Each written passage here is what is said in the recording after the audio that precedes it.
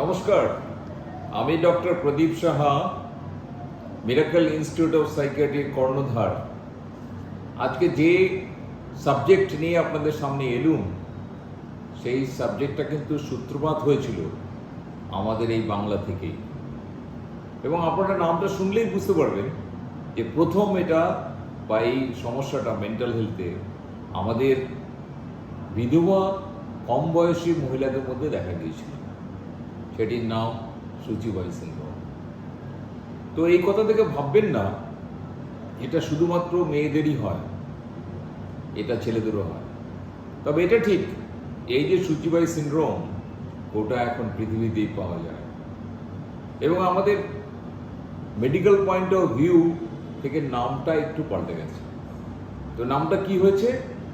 নামটা হচ্ছে যে অবসেসিভ কম্পালসিভ ডিসঅর্ডারস, সংক্ষেপে আমরা ওসিডি বলি। তো এই ওসিডিটা আমাদের কিন্তু ভয়ঙ্করভাবে আমাদের এই করোনার পরে বেড়ে গেছে। এবং আমি প্রতিনিয়তই একটা দুটো তিনটে করে এই ওসিডির পেশেন্ট দেখতে পাচ্ছি, এই সূচিবাই সিনড্রোমের পেশেন্ট দেখতে পাচ্ছি। তো সেই জন্যেই ভাবা যে সূচিবাই সিনড্রোম বা ওসিডি সম্বন্ধে মানুষকে অবহিত করা। আপনারা যারা এই ভিডিওটি দেখছেন তারা মনোযোগ সহকারে শুনলেন এবং শুনবেন, এবং আপনার আত্মীয় স্বজন, বন্ধু বান্ধব, প্রতিবেশী সবাইকে শোনাবেন। আর যদি আপনাদের আপত্তি না থাকে দয়া করে সাবস্ক্রাইব করে দেবেন।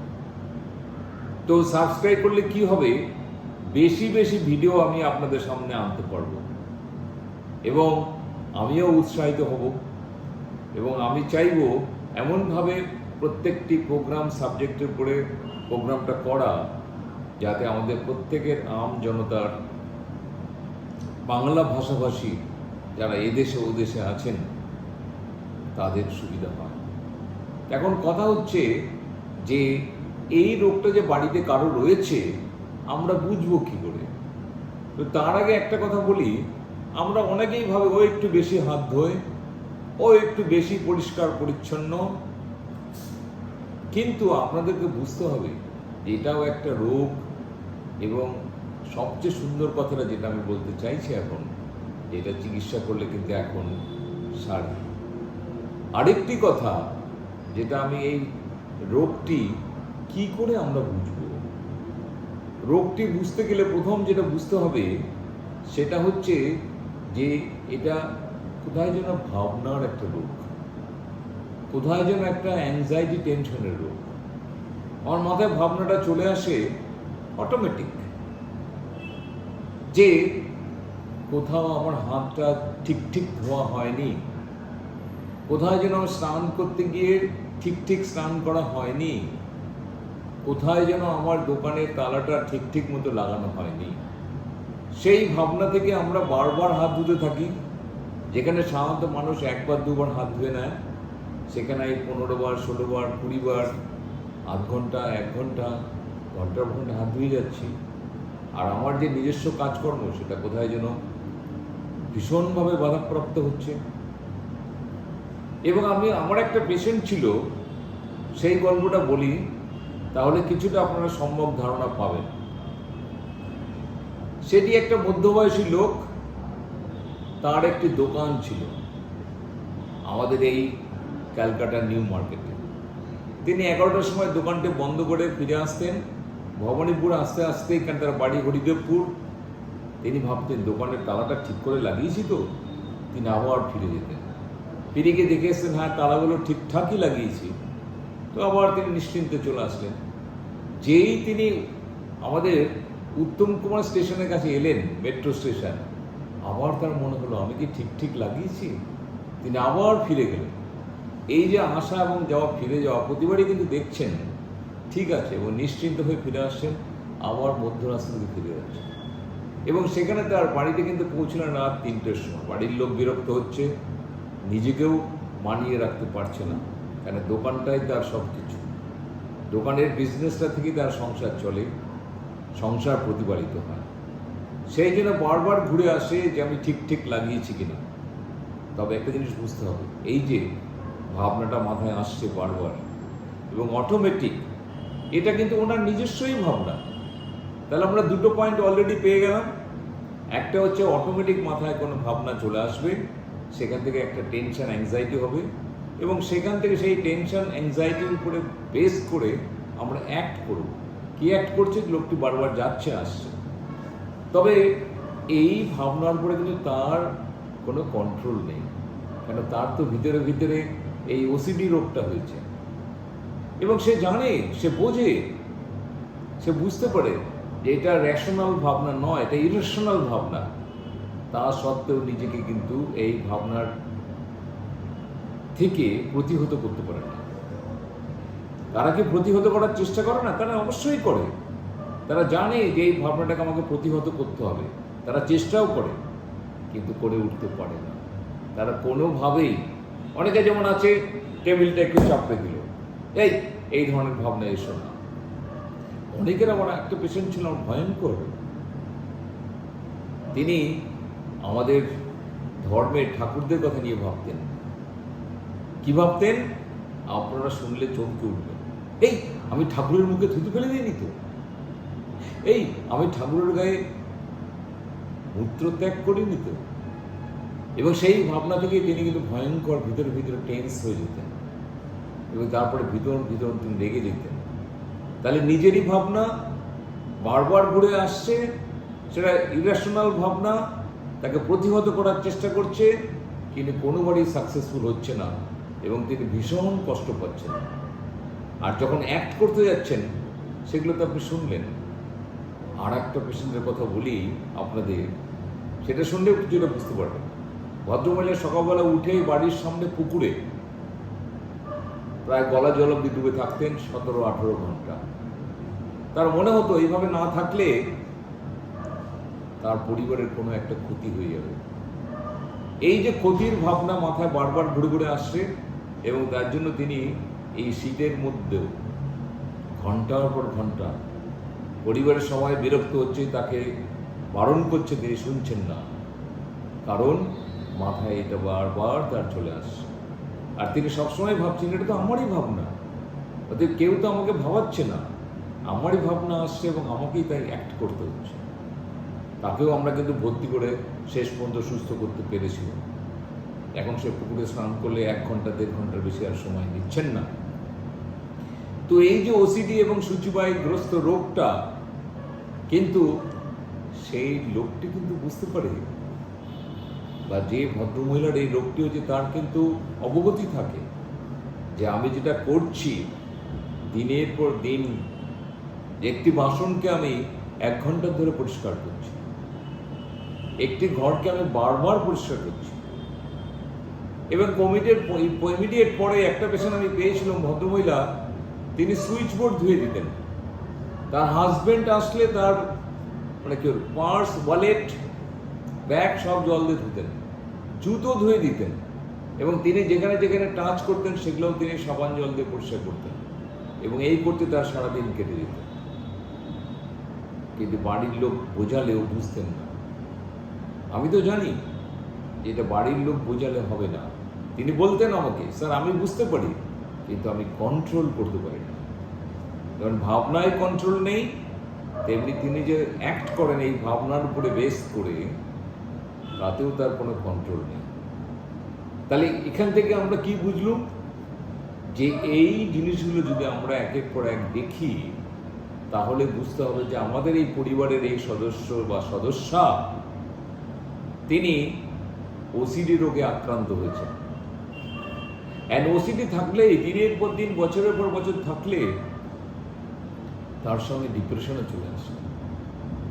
তাই ওসিডির সঙ্গে ভীষণভাবে যুক্ত অবসাদ, এবং সেই অবসাদের জায়গা থেকে তারা ভীষণ বিরক্ত হয় এবং 10% ওসিডি পেশেন্ট ডিপ্রেশনে চলে যায় এবং সেই ডিপ্রেশনের পেশেন্টগুলো কিন্তু 10% আবার কমিটেড সুইসাইড। তো রোগের সূত্রপাত ভাবনা, ভাবনা থেকে অ্যাক্ট, এবং কি ধরনের অ্যাক্ট, 2-1টা এক্সাম্পল নিয়ে শুনলেন, তার নিজেরই ভাবনা। তো সেই জায়গা থেকে আমাদের বুঝতে হবে এই ধরনের পেশেন্টের তাকে বুঝিয়ে সুঝিয়ে তাকে সাইকিয়াট্রিস্টের কাছে নিয়ে আসতে হবে। তো সাইকিয়াট্রিস্টকে আনলেই বুঝবেন যে এটা কঠিন হলেও কিন্তু অনেকটাই সমাধানের রাস্তা আমাদের এই শহরেই আছে, আমাদের এই পশ্চিমবাংলাতেই আছে, আমাদের এই বাংলাদেশেই আছে, আমাদের এই বাংলাদেশের আনাচে গানাচে অনেক সাইকিয়াট্রিস্ট আছে, তারা এর সমাধান করতে পারে। অতএব দ্বিধাদ্বন্দ্ব না করে আমরা সাইকিয়াট্রিস্টদের কাছে যাব, এবং সাইকিয়াট্রিস্ট সম্বন্ধে যে ভীতি, যে সংকোচ, যে স্টিগমা, যে আমি কি পাগল নাকি, সত্যি তো আপনি পাগল নন, আপনি একটা রোগে আক্রান্ত। শুধুমাত্র আপনাকে এটা ভাবতে হবে যে এই রোগটা একটা মেন্টাল হেলথের রোগ। তাকে আপনি মেনে নিন, মেনে নিয়ে এগিয়ে আসুন। পরিবারের অন্যান্য সদস্য যারা গার্জেন আছেন তারাও আপনারা গা ছাড়া ভাব দেখাবেন না। কারণ আমি এই ধরনের পেশেন্ট যখনই পাই তখন থেকে 5 বছর, 6 বছর, 7 বছর, 10 বছর পেরিয়ে যাওয়ার পর আমাদের কাছে আসছে। তো সেই জায়গা থেকে আমাদের বেরোতে হবে। সেই জায়গাতে যদি আমরা বেরোতে না পারি, এই অসুখটা নিয়ে দিনের পর দিন আমরা কিন্তু নানাভাবে, যেমন একটি পেশেন্ট এলো, তো তাকে আমি জিজ্ঞেস করেছিলাম, আচ্ছা যখন আপনি বন্ধুর বাড়িতে যান বলে তখন হয়তো সমস্যা হয় না, কিন্তু মনে মনে একটা সমস্যা থাকেই। আমি বললাম কীরকম, একটা উদাহরণ দিয়ে বোঝাবেন? তো তিনি বললেন যে আমি গিয়ে দেখলাম তার বিছানাটা একটু আলুথালু। তাই বললাম যে আপনার কী মনে হলো? বলে এক্ষুনি মনে হলো যে বিছানাটা আমি সুন্দর টিপটপ করে গুছিয়ে দিই। আমি বললাম আপনি গুছিয়ে দিলেন? বলে না, আমি শুধু বাড়ির বাইরে যেখানে জুতো খুলে ভিতরে ঢুকতে হয় সেইখানে গুছিয়ে দিয়েছি। আমরা সেখানে কি গুছিয়ে দিয়েছেন আপনি? বললো সেখানে দেখলাম কেউ জুতো তেড়া বাঁকা হয়ে আছে, প্রত্যেকটি জুতোর আমি এক জায়গায় করলুম, করে প্রত্যেকটা পেয়ার সুন্দরভাবে পরপর সাজিয়ে রেখে তারপরে এই বাড়িতে ঢুকলো। তাহলে আপনি বুঝতে পারছেন, সে শুধু নিজের বাড়িতে নয়, অন্যের বাড়িতে গেলেও তিনি একটা অস্বস্তিতে থাকেন। তার মনের মধ্যে এই ভাবনাটা আসে যে এই ঘরটা বেশি পরিষ্কার পরিচ্ছন্ন। আমি একটা মজার কথা বলি, আমি যখন MBBS পড়তুম তো আমাদের কলেজে 2টো ছেলের ঘর অত্যন্ত পরিপাটি থাকতো এবং তাদেরকে সবাই প্রশংসা করত, এবং আমিও গিয়ে দেখতাম হ্যাঁ সত্যিই তাই, তার ঘরটা এত সুন্দর গোছানো। একটা হস্টেলের ঘর যে এত গোছানো হতে পারে ভাবাই যায় না। তারপরে যখন আমি নিভান্সে পোস্ট গ্র্যাজুয়েট সাইকিয়াট্রিতে পড়তে গেলুম তখন আমি দেখলুম এবং আমার মনে পড়লো এই যে অতিরিক্ত গুছিয়ে রাখা, অতিরিক্ত পরিষ্কার পরিচ্ছন্ন, এটাও একটা রোগের লক্ষণ। কি রোগ সেটা? যেটা নিয়ে আমরা আলোচনা করছি, শুচিবাই সিনড্রোম, অবসেসিভ কম্পালসিভ ডিসঅর্ডারস। এখন নতুন নমেনক্লেচার অনুযায়ী একে বলা হয় অবসেসিভ স্পেকট্রাম ডিসঅর্ডারস। তো নেক্সট হচ্ছে তাহলে সমাধান কিভাবে করব? দেখুন, যে কোনো মেন্টাল হেলথের সমাধান করতে গেলে 2টো জায়গা রয়েছে। একটা হচ্ছে সাইকিয়াট্রিস্টের সঙ্গে দেখা করা। তো সাইকিয়াট্রিস্টের সঙ্গে দেখা করলে কি হবে, আমাদের সাইকিয়াট্রিস্টরা খুব ওষুধ লিখতে ভালোবাসে, তার মধ্যে দোষের কিছু নেই, কারণ ওষুধগুলো কার্যকরী ওষুধ। দ্বিতীয় যেটা, সেটা হচ্ছে আপনাকে কিছুখানি কাউন্সেলিং করতে হবে। এই কাউন্সিলের অনেকগুলো ভাগ রয়েছে, সেই ভাগগুলো আমাদের ডাক্তারদের, সাইকিয়াট্রিস্টদের পরামর্শ অনুযায়ী সাইকোলজিস্টরা তাকে ERP বা CBT বা সাইকোডাইনামিক সাইকোথেরাপি কাউন্সিলিং করে দেবে। এই দুয়ের যোগ ফলে সে কিন্তু পেশেন্টটি হোক না 5 বছরের, হোক না 7 বছরের, হোক না 4 বছরের, ধীরে ধীরে সুস্থ হয়ে উঠবে এবং পরিবারের সদস্য যারা এতদিন তাকে বিরক্ত হতো, তাকে বলতো এটা কি অদ্ভুত হ্যাবিট, কিন্তু তার এটা হ্যাবিট নয়, সে এটা ইচ্ছা করে করছে না, তার এই রোগের কারণে করছে। আমি অনেক পরিবারকে দেখেছি তাকে মারধর করে, লাঞ্ছনা করে, কিন্তু এই লাঞ্ছনার কিন্তু কোনো জায়গা নেই। লাঞ্ছনা না করে এটা ভাবতে শিখুন যে এই ভদ্রলোক, ভদ্রমহিলা বা এই সন্তান, সে করছে না, সে ইচ্ছে করে করছে না, তার শরীরে একটা ডিজিজ ঢুকে পড়েছে। তখন আপনার আমার সকলের কর্তব্য হলো তার শরীর থেকে এই ডিজিজটাকে, এই ডিসঅর্ডারটাকে, এই রোগটাকে সরিয়ে ফেলা। তাহলে যেমন ছেলে আমরা চাই, যেমন বউকে আমরা খুঁজতে চাই, যেমন মাকে আমরা পেতে চাই, তেমন মাকেই আপনি পাবেন, তেমন ছেলেকেই ফিরে পাবেন। শুধুমাত্র আমাদেরকে সচেতন হতে হবে, আমাদেরকে বুঝতে হবে যে ওসিডিও একটা রোগ, সূচিবাহ একটা রোগ, এবং প্রত্যেক ক্ষেত্রে দেখবেন একটা অদ্ভুত সামঞ্জস্য থাকে। তার প্যাটার্নাল বা ম্যাটার্নাল একটা ফ্যামিলি হিস্ট্রি থাকে। কোথাও খুঁজতে খুঁজতে লতায় পথে আপনি পজিটিভ কিছু মেন্টাল হেলথ বা এই সূচিবাহী পাবেন। তার কারণ কোভিডের পরে যাদেরকে আমরা দেখেছি সূচিবাহীগ্রস্ত, তাদের মধ্যেও একটা ফ্যামিলি হিস্ট্রি প্রবণতা ছিল। এই কোভিডের পরে আমরা যেখানেই যাই, আমরা আগে জল দিয়ে হাত ধুতুম, এখন আমরা অ্যালকোহল দিয়ে হাত ধুই, স্যানিটাইজার ইউজ করি। তো সেই অভ্যেস এখন আমাদের ডাক্তারদের মধ্যে রয়ে গেছে। এটা খারাপ অভ্যেস নয়, কিন্তু কোনো কিছু অতিরিক্ত সেটা অবশ্যই ভাবতে হবে যে এটা রোগের কোনো বহিঃপ্রকাশ কিনা। তাহলে আজকে আমরা ওসিডি সম্বন্ধে একটা সম্যক ধারণা পেলুম। এখন তার চিকিৎসা আমরা কিভাবে করি? তার চিকিৎসাটা আমরা এইভাবে করি। 1989 সালে প্রথম একটা সুন্দর ওষুধ এসে গেল। তার আগে যে ওষুধটা ছিল প্রমিপ্রামিন, সেটা বহুল পরিমাণে ইউজ হতো, এখনো হয়। যে তার পাশাপাশি আরো অনেকগুলো মেডিসিন এই পৃথিবীতে অনাবিষ্কৃত ছিল, তারা আবিষ্কৃত হলো। যেমন 1989-এ ফ্লুঅক্সিটিন, 1995-এ সার্টালিন, 2001-এ ফ্লুভক্সিমিন। তো আর আমি নাম বৃদ্ধি করছি না। তো এই ওষুধগুলো খুবই কার্যকরী। আমার সাইকিয়াট্রিস্টরা সবাই হাইলি ইন্টেলিজেন্ট, তাদের কাছে যান।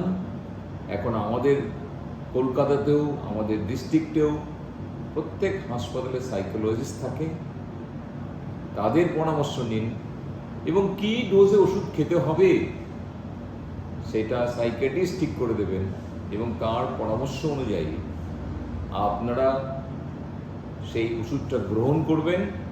আর পরিবারের সদস্যরা তাকে এইভাবে সাপোর্ট দেবেন যে তাকে প্রেম, তাকে ভালোবাসা, তাকে আদর, তাকে যত্ন দিয়ে তার চিকিৎসাটা করতে হবে। তাকে তার এই অভ্যেস, এই হ্যাবিট বা এই রোগের জন্য অবহেলা করবেন না, তাকে তিরস্কার করবেন না, তাকে আপনার কাছ থেকে দূরে সরিয়ে দেবেন না। তাহলেই দেখবেন এই পেশেন্টটি চিকিৎসার দ্বারা ধীরে ধীরে সুস্থ হয়ে উঠছে। এবং এই সুস্থ হয়ে ওঠাটা কতটা জরুরি, যখন আপনি দেখবেন সেই মানুষটি আবার যেরকমটি চাইছিলেন সেই জায়গায় ফিরে এসছে। এবং সেখানেই আপনার এবং পরিবারের দর্শন, আপনার নলেজ, আপনার ধ্যান ধারণা, আপনার ডাক্তারের কার্যকারিতা আপনি নিজে মর্মে মর্মে উপলব্ধি করতে পারবেন। সেই জন্যই আমি সবাইকে বলি যে মেন্টাল হেলথ বা মেন্টাল ডিজিজ বা ডিসঅর্ডার এটা অভিশাপ নয়, এটা যে কোনো লোকের, যে কোনো পরিবারের যে কোনো সদস্যের যে কোনো সময় হতে পারে। তো শুধুই কি এটা জেনেটিক্যালি হয়? না, এই কোভিডের পরে আমরা দেখলাম স্পোরাডিকও হয়।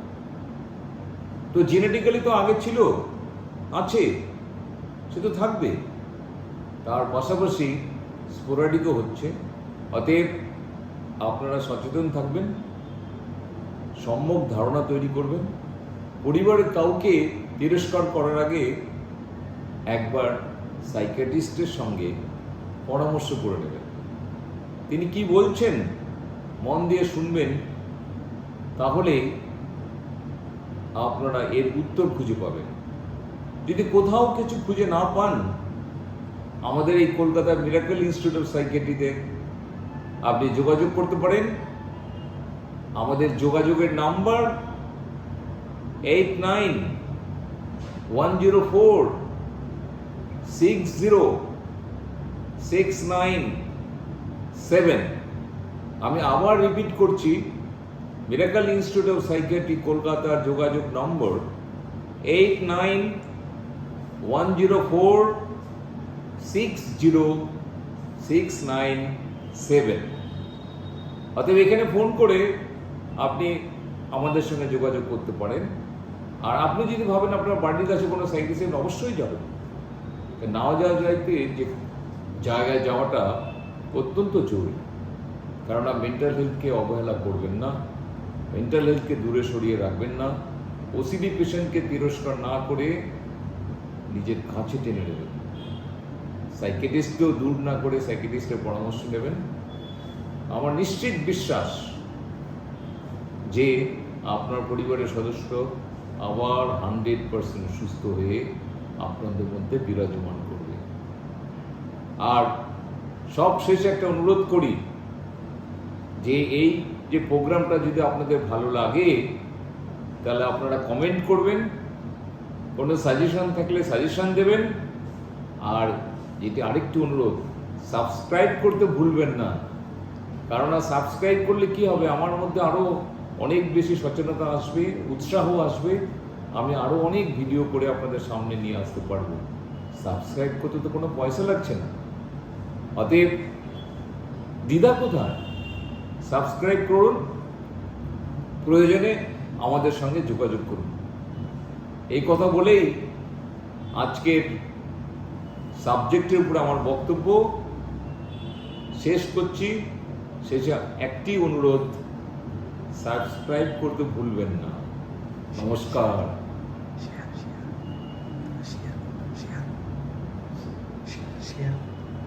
আর যেটা বলি শেষে, সেটা হচ্ছে যে আপনার যে গ্রুপের সঙ্গে আপনি হোয়াটসঅ্যাপ যোগাযোগ আছে, বন্ধু বান্ধব আছে, আত্মীয় স্বজন আছে দেশে বিদেশে, তাদেরকেও শেয়ার করতে ভুলবেন না,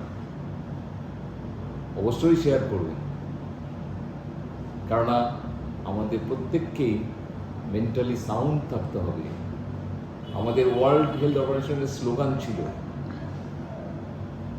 you should know what is depression, so let's talk depression. তো সেই জায়গা থেকে আমি বলি যে আমাদের ওয়ার্ল্ড হেলথ অর্গানাইজেশন প্রত্যেকটা ব্যাপার দেখাশোনা করে, কারণ মেন্টাল হেলথকে বেশি জোর দিচ্ছেন। আপনারাও একটু শেয়ার করে, সাবস্ক্রাইব করে আমাদের ভিডিও এবং সচেতনতার ভিডিওকে উৎসাহ দিন, এই কামনা করেই আজকের বক্তব্য শেষ করছি। নমস্কার।